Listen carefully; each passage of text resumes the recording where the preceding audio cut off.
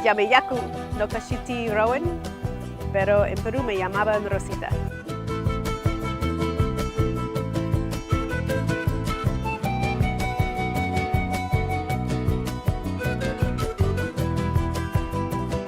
My research looks at how environmental governance arrangements that are changing around the world play out in the Andes of Peru as NGOs and communities take on a greater role in supervising and monitoring resources. So in Ancash, this has resulted in NGOs training villagers to be something called an environmental promoter. These are Andean, Quechua-speaking villagers who get trained by NGOs to become environmental promoters, and they acquire new scientific knowledge, they learn to test water, and the understanding is that they're going to go on and interact with mines and government officials and be more proactive stewards for their community. And then these villagers go on to form committees and they engage with local mining and they engage with each other. There were a lot of different interests in what it actually meant to protect nature. So my research traced 3 different, what I call discourses of the environment that were shaping stewardship in different ways. One is the Andean cosmovision, which understands something like water to be a living being, yakumama.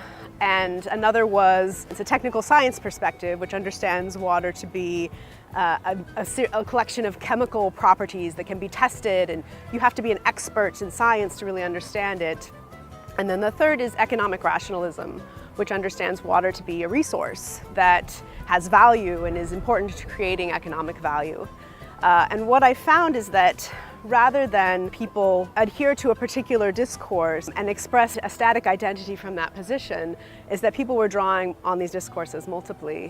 And this created an environment where there's much more contestation around what conservation can really be. One of the terms that the actors in my research used was conciencia, which is a Spanish word, and they were using it to mean like an environmental consciousness. And there was so much behind this word conciencia that I sought to unpack, and those 3 discourses were what I identified in terms of the way people would agree that hay que tomar conciencia, necesitamos conciencia, but they were really talking about very different things. And so these 3 discourses that I describe reflect different ways of being an environmentally conscious citizen. Villagers that are targeted for improved consciência do internalize new ideas, but it hasn't created a monolithic effect. It's actually opened up a lot of space for people to make claims about environmental protection in different ways.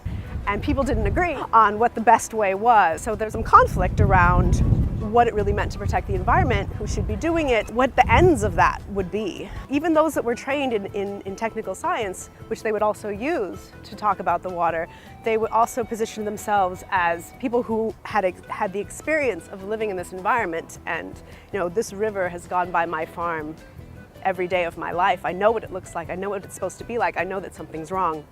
And so they expressed an environmental subjectivity around people who were being polluted. And they used this idea of pollution to point out all of the ways in which the environment had been changed that they objected to. And so they understood that the technical science kind of discourse, when people use it, they also use it from whatever position that they're standing in politically. And so they didn't accept its universality in the same way that the engineers wanted them to. And some of the ways in which the villagers felt like their knowledge and their experience was being discounted was also perceived racially. So this ended up not being just about the discourse of technical science, but also about a very long-standing struggle in Peru around ethnic identity and racial hierarchies and racism. So one of the interesting things about the gender aspect is that one of the discourses, the Andean cosmovision, has a lot to say about gender. And it's based around the care of Pachamama, or Yakumama, the Andean understanding of what we see as the natural world that blends the barriers that Western thought tends to build around nature, people, God or deities or spirituality, and rather sees all as one, expressed in something like Pachamama. So that's a gendered way of looking at the environment.